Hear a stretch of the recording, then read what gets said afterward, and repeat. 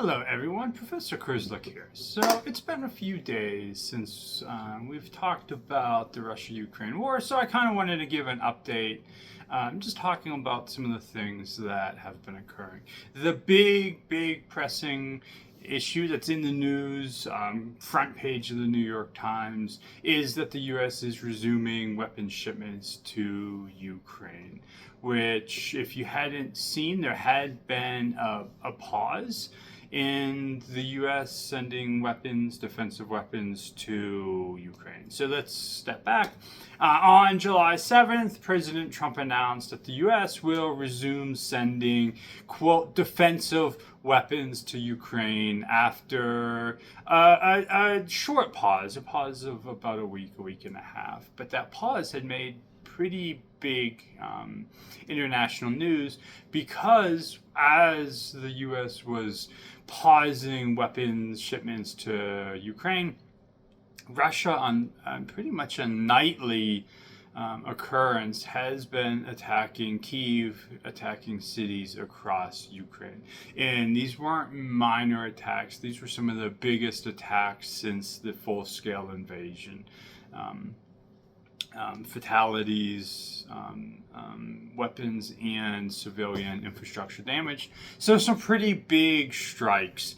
The Pentagon had temporarily halted some shipments, including air defense missiles, precision artillery, HIMARS munitions, artillery rounds, and Patriot interceptors. The reason that the news was given, the rationale that we read about in the news, was that U.S. shipments, U.S. stockpiles were getting low, and that the U.S. had to save them for themselves. Since that initial report came out saying that the shipment was going to be paused, the reports came out that it actually wasn't President Trump that put a hold on the shipment. It was Pete Hegseth instead who paused, maybe without the okay of Donald Trump. So today's July 9th, those reports came out this morning, late last night, that Trump may not have been the one to pause the shipment. And what else has come out is a leaked audio of President Trump saying that, this was last year, I believe, that the U.S. might actually attack Moscow and attack Russia. Obviously, we know that hasn't happened, but we see it is a trend of this administration kind of seemingly struggling with its Russian foreign policy, how to best handle the Ukraine-Russia conflict, and how to best handle Vladimir Putin and Russia. Because what we see is Donald Trump, when he has a phone call with Vladimir Putin, seemingly the administration trying to find a way to find a peaceful resolution to the conflict. Then the next day, or even that night at times, Russia does large-scale attacks against Ukraine.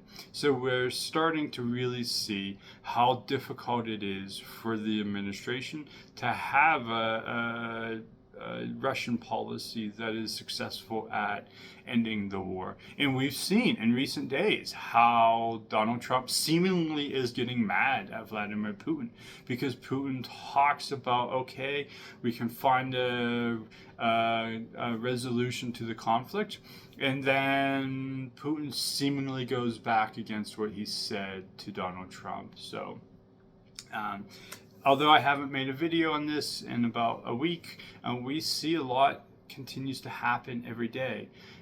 And it's not always how the Trump administration would like it to go. We know on the campaign trail, Trump said that he would end the war within 24 hours. This has been a hard conflict to end, of course. Finding ends to conflicts are oftentimes very difficult.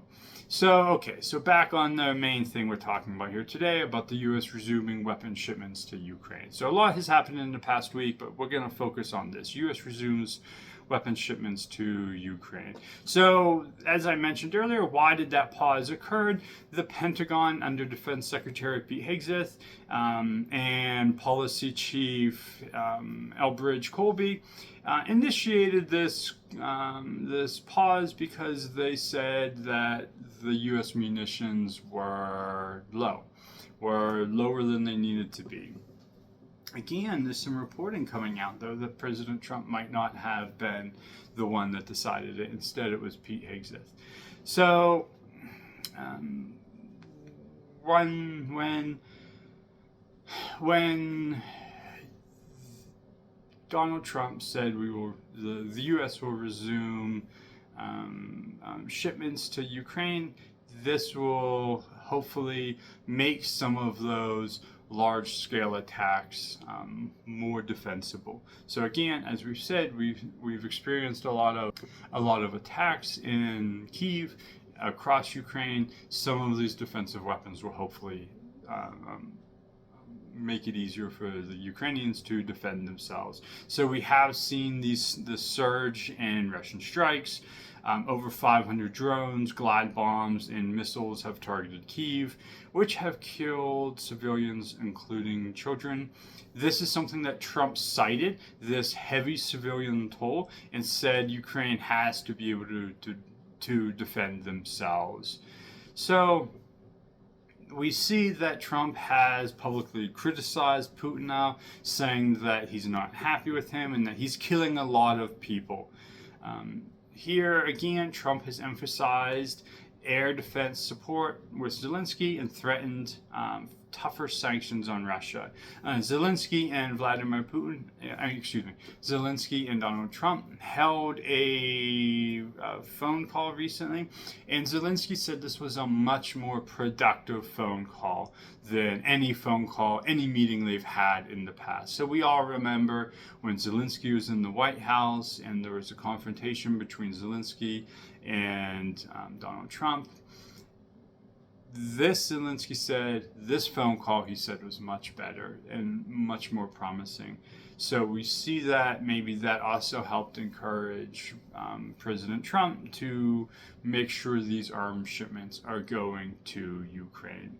Lawmakers in the U.S., including Lindsey Graham, Mitch McConnell, have supported resuming aid, have supported increasing defense production, and have supported increasing sanctions on Russia.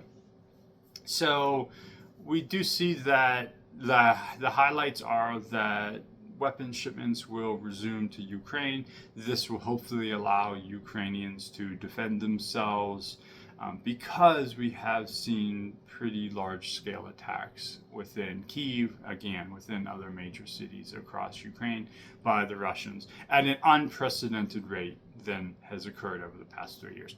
Okay, so I just wanted to make a quick video today, kind of talking about what's been going on with the Russia-Ukraine conflict, about these weapons shipments resuming, and just talk to everyone about that. Okay, so thank you so much.